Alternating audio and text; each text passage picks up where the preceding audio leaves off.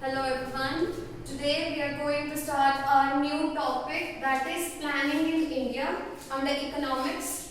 तो after independence जब हमारी 1945 में इंडिपेंडेंस हो गई, 47 में इंडिपेंडेंस हो गई, फिर उसके बाद क्या हुआ, हमारी जो प्लानिंग कमीशन थी वो फॉर्म हुई.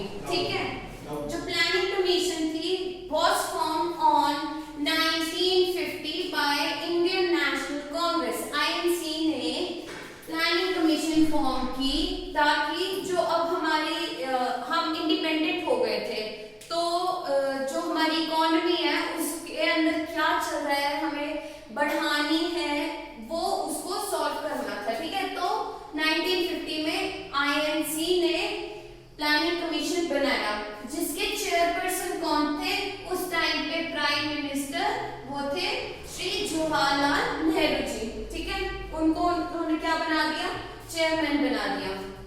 ठीक है, अब हमें पता है कि जो प्लानिंग कमीशन है वो डिसॉल्व हो चुकी है. डिसॉल्व कब हुई थी, ये क्वेश्चन बहुत इंपॉर्टेंट है कि प्लानिंग कमीशन कब आया था और ये कब डिसॉल्व हुआ. डिसॉल्व हुआ था 17 अगस्त 2014 में. ठीक है, इसमें ये डिसॉल्व हुआ था और किसने इसको रिप्लेस किया था, was replaced by NITI Aayog. NITI Aayog ने इसको रिप्लेस किया था. अब हम नीति आयोग के बारे में बाद में पढ़ेंगे. ठीक है, तो ये जो आइडिया था प्लानिंग कमीशन का कि हम लोगों ने अपनी इकोनॉमी को सुधारना है, तो ये आइडिया कहां से आया था, उस टाइम पे ये आइडिया आया था USSR से. ठीक है, फिर उसके बाद क्या आता है कि ग्रेट डिप्रेशन आया था, हम सबको पता है ना. इन यूरोप, पूरे वर्ल्ड में जब वर्ल्ड वॉर 2 हुआ था तब ग्रेट डिप्रेशन आया था हमारी सबकी, पूरे वर्ल्ड की इकोनॉमी में, है ना. फिर उसके बाद क्या हुआ, 1950 में जब प्लानिंग कमीशन बना और उसको चेयर किया जवाहरलाल नेहरू ने, तो उससे पहले भी बहुत आइडियाज आए थे. जैसे कि ये क्वेश्चन बहुत इंपॉर्टेंट है, बार बार ये पेपर्स में आता है, तो इसको ध्यान से सुने और जॉट डाउन जरूर करें. 1944 में बना था बॉम्बे प्लान. कौन सा प्लान बना था, बॉम्बे प्लान बना था. इसको किसने बनाया था, इसको बनाया था 8 लीडिंग इंडस्ट्रियलिस्ट्स. ठीक है, 8 लीडिंग इंडस्ट्रियलिस्ट थे उस टाइम पे इंडिया के, उन्होंने बनाया था ये. ठीक है, बॉम्बे के जो इंडस्ट्रियलिस्ट थे उन्होंने बनाया था ये बॉम्बे प्लान 1944 में. ठीक है, फिर उसके बाद कौन सा था, 1944 में एक और बना था, दैट वाज गांधीयन प्लान. कौन सा प्लान था, गांधीयन प्लान था. गांधीयन प्लान में किसने दिया था, बाय नारायण अग्रवाल. ठीक है, नारायण अग्रवाल ने 1944 में गांधीयन प्लान दिया था. ओके, फिर उसके बाद 1945 में क्या हुआ था, 1945 में पीपल्स प्लान बना था. क्या बना था, पीपल्स प्लान बना था. किसने बनाया था जी, ये बनाया था बाय MN रॉय ने. MN रॉय का नाम तो सबने सुना ही होगा. ठीक है, जिन्होंने आइडिया दिया था किसका, कॉन्स्टिट्यूशन का. ठीक है, तो 1945 में उन्होंने दिया था और 1950 में, मैं यहां लिख रही हूं, 1950 में बना था सर्वोदय प्लान. सर्वोदय प्लान बना था 1950 में. ठीक है, किसने बनाया था ये प्लान, ये बनाया था JP नारायणा ने. JP नारायणा ने बनाया था 1950 का सर्वोदय प्लान. ठीक है, तो ये क्वेश्चन बहुत इंपॉर्टेंट है, बार बार आता है ये कि मैच द कॉलम में आ जाएगा कि बॉम्बे प्लान किसने बनाया था, कब बनाया था, गांधी प्लान किसने बनाया था, कब बनाया था. तो ये हम लोगों को एक एक डिटेल है ये ना याद रखनी पड़ेगी, ठीक है। फिर अब हम आगे आ जाते हैं हमारे फर्स्ट 5 ईयर प्लान में। अब जो ये प्लानिंग कमेटी बनी हुई थी हमारी इकोनॉमी के लिए, तो इसका टर्म कितना था, एक प्लानिंग मतलब 5 इयर्स के लिए जो थी वो प्लानिंग होती थी कि क्या क्या होगा हमारी इकोनॉमी में, ठीक है। तो जो फर्स्ट 5 ईयर प्लान है, फर्स्ट 5 ईयर प्लान है, वो कब हुआ था, was on 1951 to 56। ये भी याद रखना है कि कब हुआ था हमारा फर्स्ट 5 ईयर प्लान, 1951 से 56 तक, ठीक है।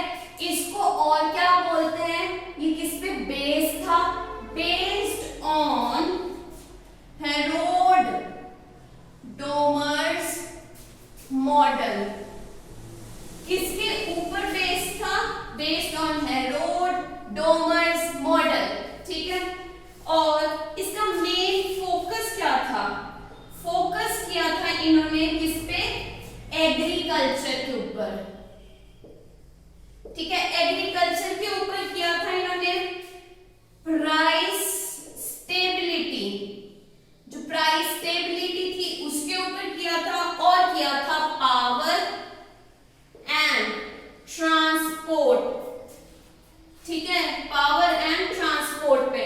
तो ये था इसका focus, main focus was on agriculture, ठीक है, price stability and power and transport, ठीक है।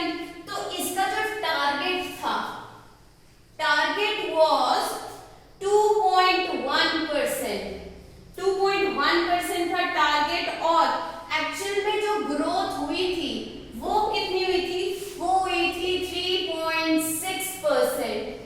कितनी हुई थी, 3.6%। तो इसमें जो मेन हमारा आता है वो ये नहीं पूछते, बस ये आपको नॉलेज के लिए याद रखना है कि हम लोगों ने अपना टारगेट कब अचीव किया, कौन से प्लान में अचीव किया, कौन से प्लान में अचीव नहीं किया है, ठीक है। और इसका हमारा मेन फोकस क्या है वो इंपॉर्टेंट है, और बेस किसके ऊपर है, हेरोल्ड डोमर्स मॉडल के ऊपर, ठीक है, समझ आ गया। अब आते हैं हम सेकंड प्लान के ऊपर, जो था सेकंड 5 ईयर प्लान के ऊपर आएंगे हम। जो हमारा सेकंड 5 ईयर प्लान है वो कब आया था, 1956 से लेकर 61 तक, ठीक है। ये था हमारा सेकंड। और इसका अदर नेम क्या है ये भी याद रखना है, इसका अदर नेम है महालानोबिस प्लान, ठीक है। ये इसका अदर नेम है। कई बार ये भी पूछ सकते हैं कि महालानोबिस प्लान किस प्लान का नाम है, तो सेकंड 5 ईयर प्लान का दूसरा नाम है ये, ठीक है। इसका क्या फोकस था, इसका मेन फोकस था इंडस्ट्रियलाइजेशन पे, ठीक है। इंडस्ट्रियलाइजेशन में कि इंडस्ट्रीज की रैपिड ग्रोथ हो। फर्स्ट ईयर प्लान का क्या था कि एग्रीकल्चर में रैपिड ग्रोथ हो, और सेकंड में क्या था कि इंडस्ट्रीज की रैपिड ग्रोथ हो। ये याद रखना कि इंडस्ट्रीज की कौन सी इंडस्ट्रीज, चाहे वो हैवी इंडस्ट्रीज हो या बेसिक इंडस्ट्रीज हो, दोनों ही इंडस्ट्रीज की जो होनी ग्रोथ होनी चाहिए, ठीक है।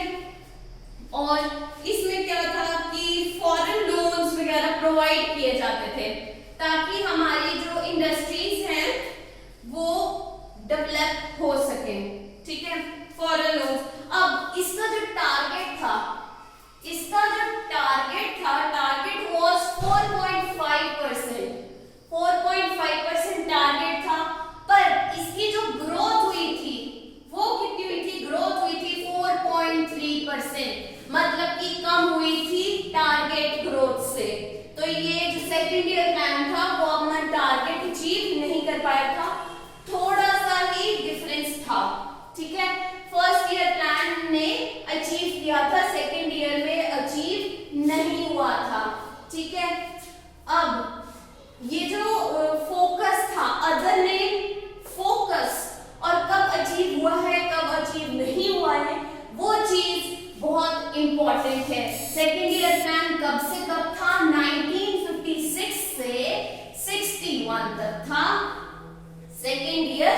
प्लान। फिर अब आ जाते हैं हमारी थर्ड 5 ईयर प्लान में। अब थर्ड 5 ईयर प्लान कब था? 1961 से लेकर 66 तक। तो अब काफी टाइम हो गया था इंडिया को इंडिपेंडेंट होते हुए, मतलब वो इंडिपेंडेंट हो चुकी थी। तो अब इसको बोल रहे हैं कि अब इंडिया का है टेक ऑफ का समय है, ठीक है। टेक ऑफ स्टेज पे था इंडिया इस टाइम पे। पर इसमें क्या हुआ, इसका एम क्या था? इसका जो एम था, इसका एम था सेल्फ रिलायंट। क्या था?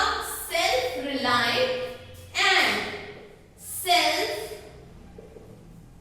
जनरेटिंग इकोनॉमी, ठीक है। इसका मेन एम था self reliant and self generating economy, से आत्मनिर्भर और खुद प्रोड्यूस करने वाला, खुद जनरेट करने वाली इकोनॉमी, ये इसका एम था, ठीक है। अब इसका मेन फोकस किसके ऊपर था?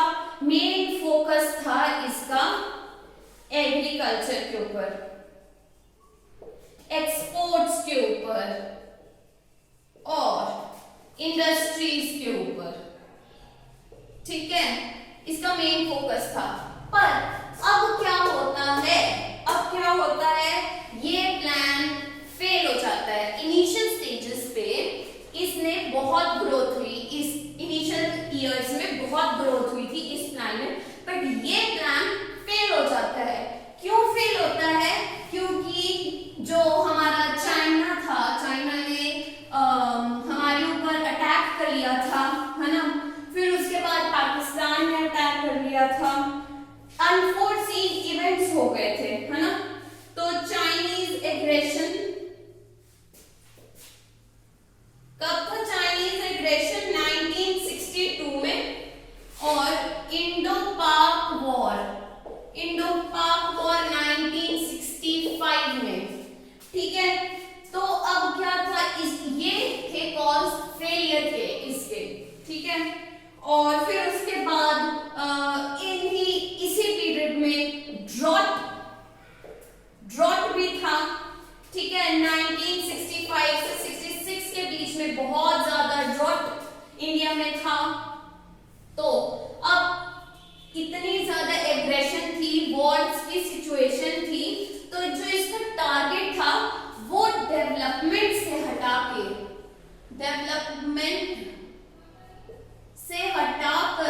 इसको चेंज कर दिया था डिफेंस डेवलपमेंट में, ठीक है। जो इसका टारगेट था वो चेंज करना पड़ा डेवलपमेंट से डिफेंस डेवलपमेंट में, ठीक है। क्यों? क्योंकि एग्रेशन ही बहुत ज्यादा था। तो इस टाइम पे जो ये था हमारा थर्ड 5 ईयर प्लान, इसमें जो टारगेट था target was 5.6%, target was 5.6%, but the actual growth which happened was 2.8%, ठीक है। तो मतलब कि थर्ड ईयर प्लान में भी वो अचीव नहीं कर पाए थे अपनी जो उनकी ग्रोथ थी। आगे समझ में? जो टारगेट था उनका वो अचीव नहीं कर पाए थे। फिर उसके बाद क्या होता है? तो अब 4th ईयर प्लान होना चाहिए, पर नहीं, 4th ईयर प्लान नहीं हुआ। क्या हुआ? 3 एनुअल प्लान आया। 3 एनुअल प्लान आया, मतलब 3 साल का एनुअल प्लान आया। कब से कब? 1966 से 1969 तक, ठीक है। 3 इयर्स के ये एनुअल प्लान था, और इसको क्या बोलते हैं? इसको प्लान हॉलीडे भी बोलते हैं, ठीक है। तो एग्जाम में आपसे आ सकता है कि प्लान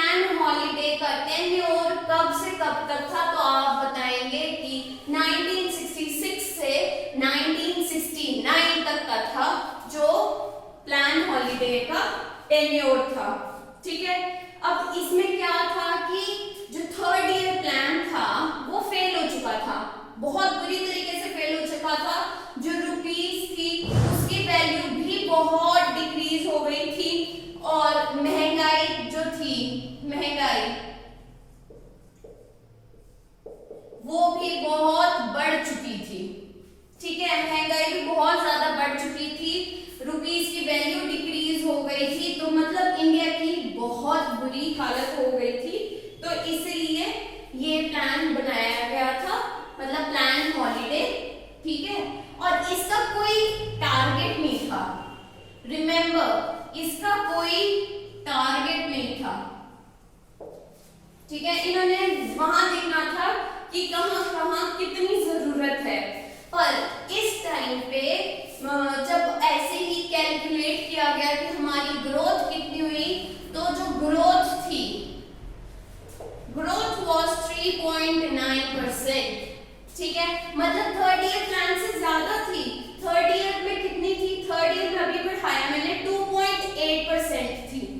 2.8 से ज्यादा है ना 3.9, तो इन 3 इयर्स में ज्यादा हुई थी, ठीक है। फिर उसके बाद क्या आता है कि उसके बाद फिर नॉर्मल हमारे जो प्लानिंग जैसे चलती थी वैसे चलने लगी, ठीक है। फिर आता है हमारा 4th ईयर प्लान। क्या है? 4th 5 ईयर प्लान आता है। 4th 5 ईयर प्लान कब से कब तक का था? 1969 से 74 तक का। 1969 से 74 का था हमारा 4th 5 ईयर प्लान। इसका ऑब्जेक्टिव क्या था? ऑब्जेक्टिव चाहे कुछ भी हो, पेपर में याद करके ही जाना है। Objective is growth with stability and progressive achievement of self reliance, ठीक है। इसका जो ऑब्जेक्टिव था वो क्या है कि हम लोग अपनी जो ग्रोथ है उसको स्टेबिलिटी से, आराम से स्टेबल होकर हम ग्रो करेंगे, और progressive achievement in self reliance, आत्मनिर्भर होके हम लोग अपनी जो है ग्रोथ करेंगे और वो प्रोग्रेसिवली हम अचीव करेंगे अपने जो टारगेट्स हैं, ठीक है। ये इसका था। अब ये जो 4th 5 ईयर प्लान था इसमें नई चीजें आई। 4 से मतलब 4 से याद रखना, इसमें फैमिली, F फॉर 4 और F फॉर फैमिली, याद रखना। फैमिली प्लानिंग इंट्रोड्यूस हुई थी। फैमिली प्लानिंग इंट्रोड्यूस हुई थी। कब हुई थी? 4th 5 ईयर प्लान में। ये क्वेश्चन पूछा जा सकता है कि कौन से 5 ईयर प्लान में फैमिली प्लानिंग जो थी वो इंट्रोड्यूस हुई थी, तो आप लिखेंगे 4th 5 ईयर प्लान में, ठीक है। 4th 5 ईयर प्लान में था। और फिर उसके बाद आते हैं इसमें ग्रीन रेवोल्यूशन जो था वो भी हमारा 4th 5 ईयर प्लान में था। मतलब high yielding seeds, HY seeds जो थे वो इंट्रोड्यूस हुए थे। वो किसके अंदर आते हैं? ग्रीन रेवोल्यूशन के अंदर आते हैं ना, हाई यील्डिंग सीड्स। तो जो ग्रीन रेवोल्यूशन था वो भी 4th में ही आया था, ठीक है। पर अब इसका टारगेट क्या था? जो इसका टारगेट था दैट वाज 5.7, बट इसकी जो ग्रोथ हुई, ग्रोथ कितनी हुई इसकी? ग्रोथ थी 3.3%। 3.3% ग्रोथ हुई। अब इसकी इतनी कम ग्रोथ क्यों हुई? यहाँ पे तो भाई प्लानिंग बड़े अच्छे से कर रहे थे। क्या हुआ था? रेफ्यूजीज आए थे। रेफ्यूजीज कौन से? बांग्लादेशी रेफ्यूजीज आए थे आफ्टर 1971 का जो वॉर हुआ था, उसके बाद वो इंडिया में आए थे, जिसके वजह से जो मैनेजमेंट थी वो नहीं हो पाई, ठीक है। इंडो पाक वॉर जो इश्यूज थे उसके वजह से जो 4th 5 ईयर प्लान था वो अचीव नहीं हो पाया था। पर उसमें 4th ईयर में कौन सी चीजें याद रखनी है कि फैमिली प्लानिंग इंट्रोड्यूस हुई थी, ग्रीन रेवोल्यूशन भी 4th 5 ईयर प्लान में आया था, ठीक है। और इसका टारगेट क्या था कि हम स्टेबिलिटी, ग्रोथ रखेंगे और प्रोग्रेसिवली अचीव करेंगे सेल्फ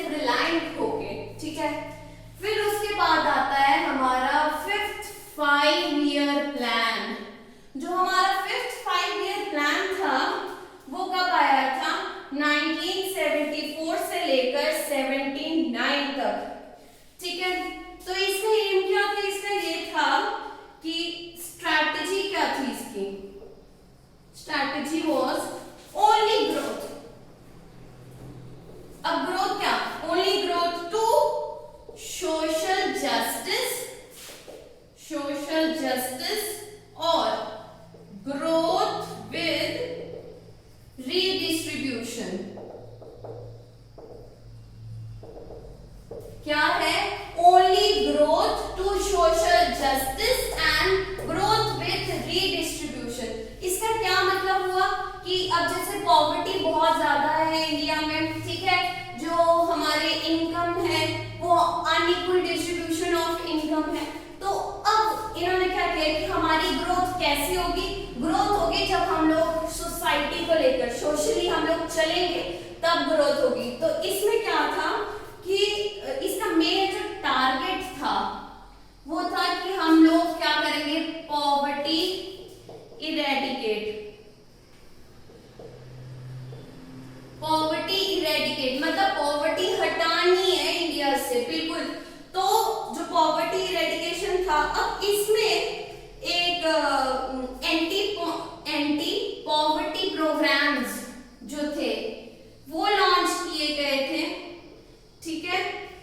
तो इसका जो मेन क्या बोलते हैं उसको, नाम बोल सकते हैं, या इसमें जो नारा लगाया गया था मैक्सिमम जो 5 ईयर प्लान में था वो था गरीबी हटाओ। गरीबी